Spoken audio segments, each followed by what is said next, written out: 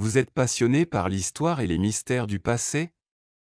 Dans cette vidéo, nous vous ferons voyager à travers certains des sites archéologiques les plus fascinants du monde. Numéro 1. Grotte de Son Doong au Vietnam. La grotte de Son Doong au Vietnam est considérée comme l'un des endroits les plus impressionnants d'Asie du Sud-Est.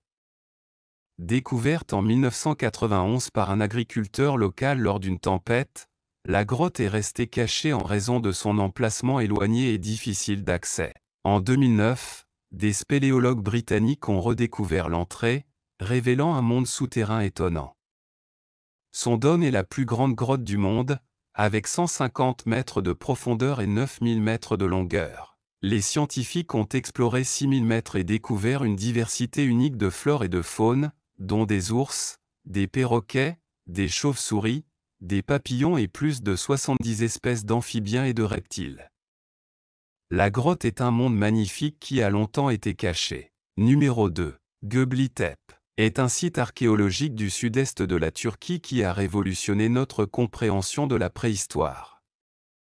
Découvert dans les années 1960 mais largement fouillé à partir des années 1990, Göbekli Tepe est considéré comme le temple le plus ancien du monde, datant d'environ 11 000 ans, ce qui le situe à l'époque néolithique. Bien avant l'invention de l'écriture ou de la roue, le site se compose d'une série d'énormes structures circulaires et ovales, dont certaines sont décorées de sculptures complexes d'animaux et de figures abstraites. Ces structures sont constituées de piliers monolithiques en forme de T, dont certains atteignent jusqu'à 6 mètres de hauteur et pèsent plusieurs tonnes. Les archéologues pensent que ces pierres ont été sculptées et érigées par des communautés de chasseurs-cueilleurs, remettant en question la théorie précédente selon laquelle seules des sociétés agricoles sédentaires pouvaient construire des monuments aussi complexes. Göbekli Tepe se distingue non seulement par son âge, mais aussi par sa sophistication artistique et technique.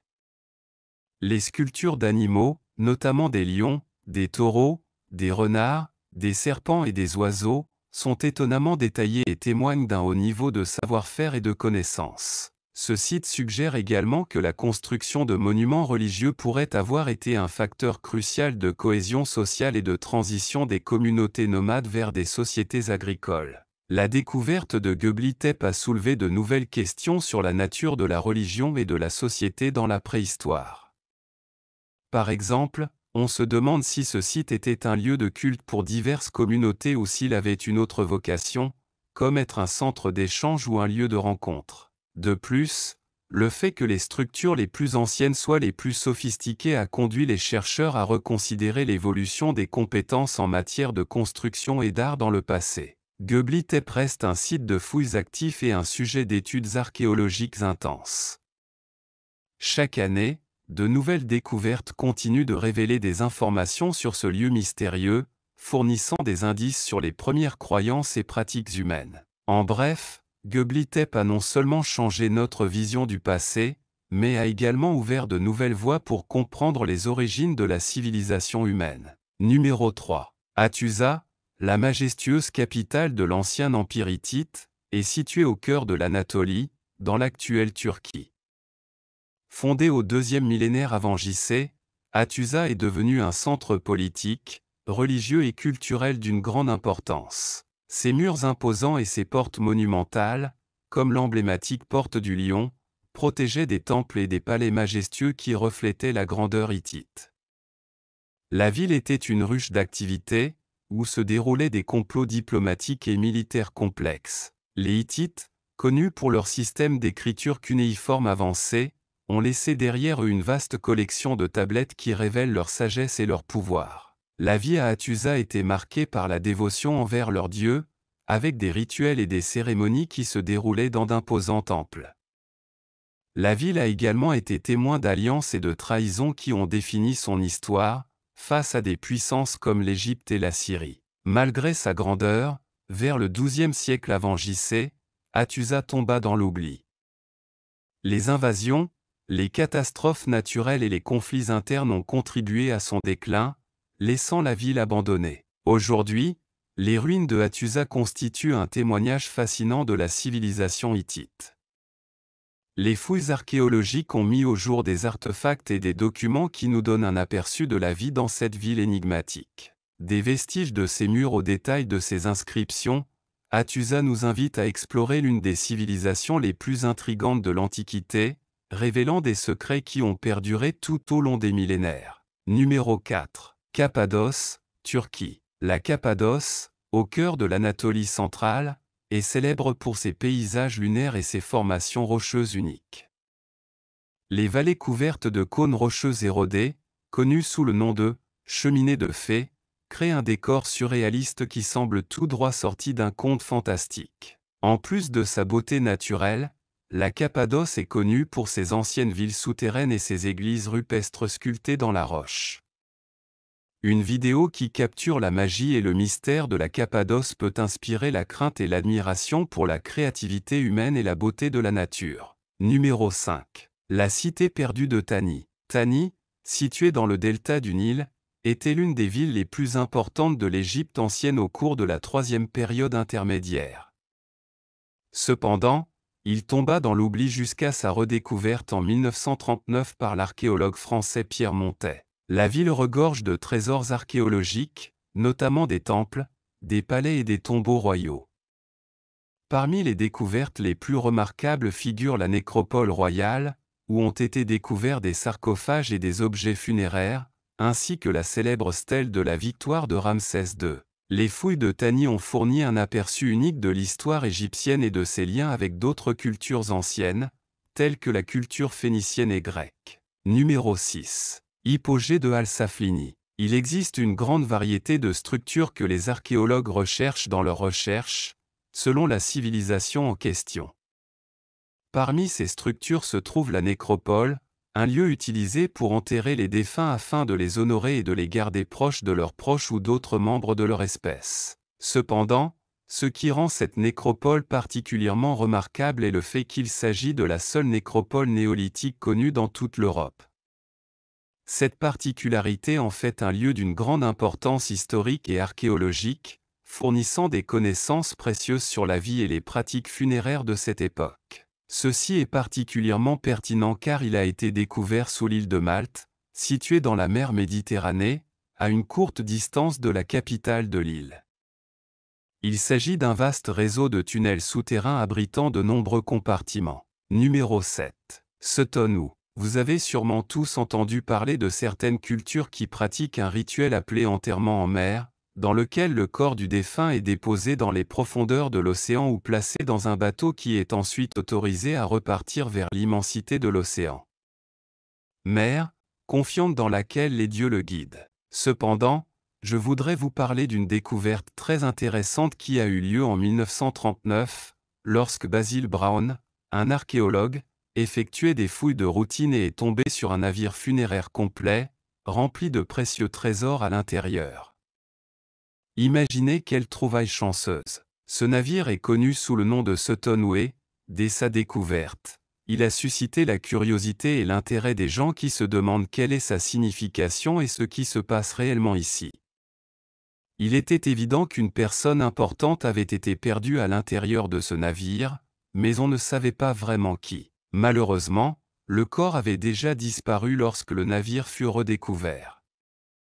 Cependant, à mesure que davantage de preuves étaient examinées et que les résultats étaient étudiés, des théories fascinantes ont émergé sur l'identité de la personne qu'il aurait pu être. On suppose qu'il aurait pu s'agir de la chambre funéraire d'un roi, d'un dirigeant puissant respecté par son peuple, ou même d'un membre tout aussi élevé de la société qui a laissé un impact durable sur l'histoire. Numéro 8. La vallée des Nobles. Sur la rive occidentale du Nil, près de Luxor, se trouve la vallée des Nobles, un vaste cimetière qui abrite les tombes de hauts fonctionnaires et de membres de l'élite de l'Égypte ancienne. Ces tombeaux, richement décorés de reliefs et de peintures, offrent un aperçu détaillé de la vie et des croyances de la noblesse égyptienne. Parmi les découvertes les plus remarquables figurent les tombeaux de Ména et de Nacht, célèbres pour leurs scènes colorées de la vie quotidienne, ainsi que les tombeaux des nobles qui servirent les pharaons durant le Nouvel Empire. L'exploration continue de cette vallée continue de révéler de nouvelles perspectives sur la société et la culture égyptienne. Numéro 9. Le site d'Alir en Arabie Saoudite. Alir est une ville entière située au milieu du désert, également connue sous le nom de Hegra. Alir a été découvert pour la première fois au XIXe siècle. Ce site archéologique est situé dans les monts Gila, près de la ville de Médine, en Arabie Saoudite. En réalité, il s'agit du site le plus préservé de la civilisation nabatéenne, aujourd'hui disparue. La ville était située sur la route de l'encens qui traversait la péninsule arabique il y a des milliers d'années, c'est pourquoi de nombreuses personnes de différents pays se sont arrêtées à Alir. Cela explique la variété de l'architecture de la ville, mêlant influences assyriennes et égyptiennes. Des textes ont été retrouvés gravés dans la pierre avec différentes langues anciennes comme le grec et le latin. Les Nabatéens furent de grands bâtisseurs, sculptant de nombreuses tombes aux façades sculptées, datant principalement du 1er siècle avant J.C. Ces découvertes permettent de mieux comprendre la civilisation nabatéenne, avec ses 111 tombeaux monumentaux, dont 94 aux façades décorées, et ses puits. Le site montre l'excellente architecture et la maîtrise des techniques hydrauliques des Nabatéens. La ville et les oasis voisines étaient approvisionnées en eau grâce à environ 130 puits creusés dans la roche, d'un diamètre allant jusqu'à 7 mètres et d'une profondeur allant jusqu'à 20 mètres. Ceci constituait une source abondante d'eau potable. Numéro 10. Ville antique vieille de 4000 ans dans le désert irakien. Une ville entière a été découverte dans le sud de l'Irak, complètement cachée et ensevelie par le temps et le sable pendant 4000 ans. Pouvez-vous l'imaginer? La découverte a été faite très récemment, en juin 2021. Cette ancienne agglomération urbaine est située dans la région de Tel Al-Ayad, à Dikar, une région d'Irak connue pour ses grandes découvertes archéologiques. C'est vrai, Dikar compte 10 000 sites archéologiques. Cette ville vieille de 4000 ans regorge de mystères. Elle pourrait potentiellement être la capitale de l'État qui a suivi la fin de l'ère babylonienne, ce qui aurait pu constituer un tournant crucial entre deux périodes historiques différentes. Des scientifiques, historiens et archéologues d'Europe et des États-Unis collaborent pour rassembler des indices. Des fouilles continues sont menées à la recherche de nouvelles découvertes qui révèlent l'histoire et la culture de cette ville antique. Ils ont trouvé des artefacts uniques qui ont été minutieusement analysés pour mieux comprendre la vie de ces anciens habitants. Ils ont déjà trouvé les premiers vestiges d'outils agricoles, tous constitués principalement de limon, composés d'argile, de sable ou de roche.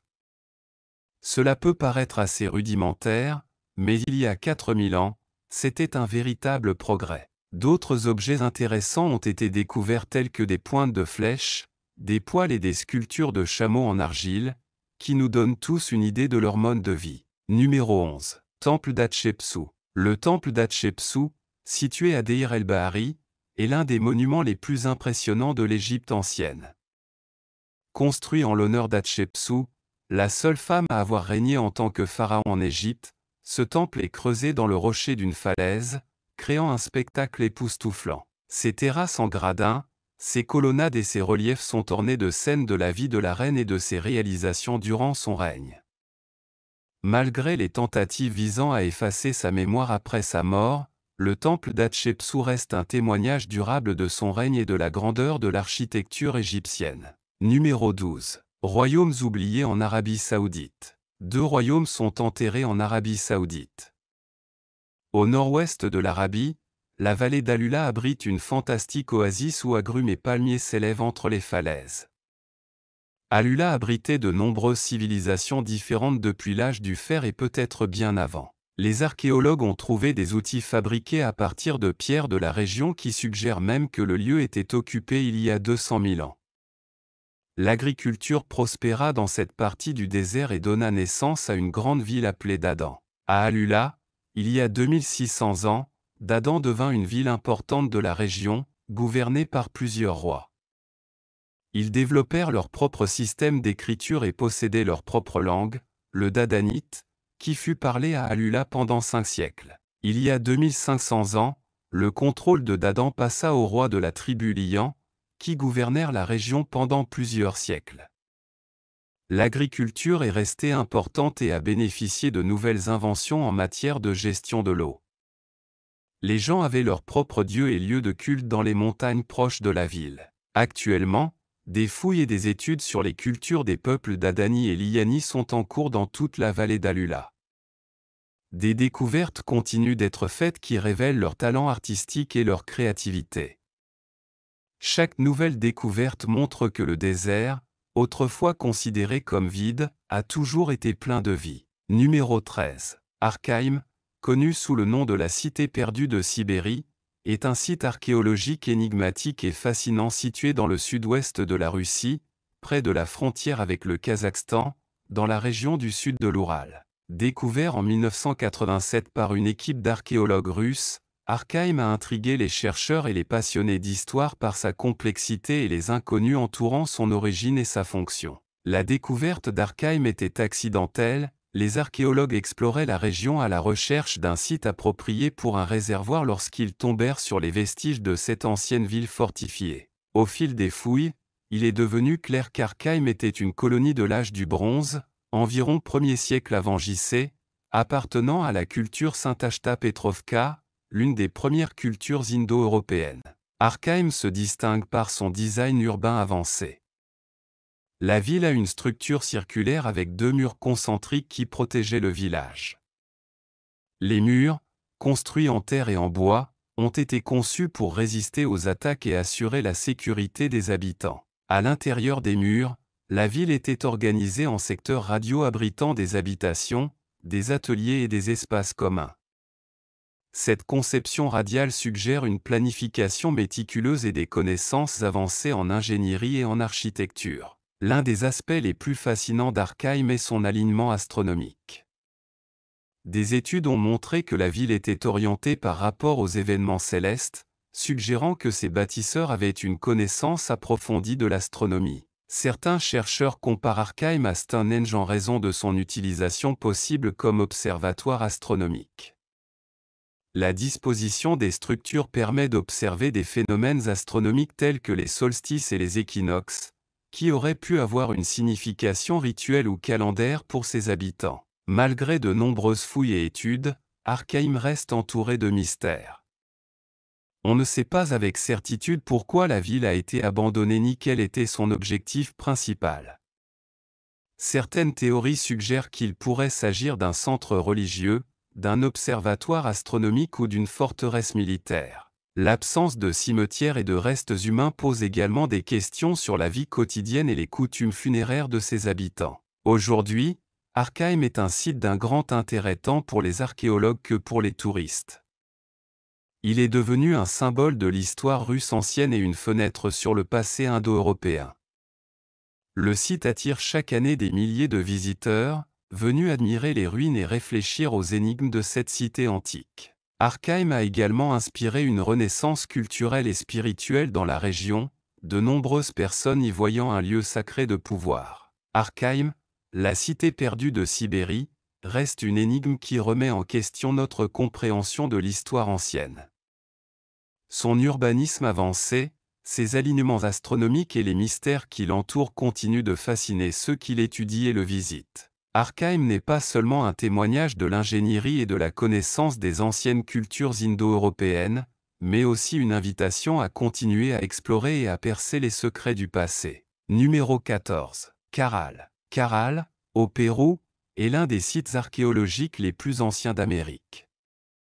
Il est situé dans la vallée de Supe, à environ 200 km au nord de Lima. Ce complexe archéologique, découvert en 1948, est connu pour son antiquité, remontant à environ 2600 avant J.C., ce qui en fait l'une des plus anciennes civilisations des Amériques et du monde. Caral était la capitale de la civilisation Caral-Supe, une culture pré-céramique qui a précédé les civilisations les plus connues de Mésoamérique et d'Amérique du Sud. Le site de Caral comprend une série de pyramides à degrés, de places circulaires, d'amphithéâtres et d'habitations qui témoignent d'une planification urbaine avancée et d'une organisation sociale complexe. Parmi ces caractéristiques les plus remarquables figure la Grande Pyramide, qui est la structure la plus imposante du site, ainsi que son système complexe de places et d'espaces cérémoniels. Les découvertes de Caral ont révélé une société sophistiquée avec une économie basée sur l'agriculture irriguée, ainsi que des pratiques religieuses et culturelles élaborées. Est sitio archeologico no solo es importante por su antigüedad y complejidad estructural, sino también por lo que revela sobre los orígenes y el desarrollo temprano de la civilización en las Américas, desafiando las concepciones previas sobre la cronología y la capacidad cultural de los primeros habitantes del continent américain.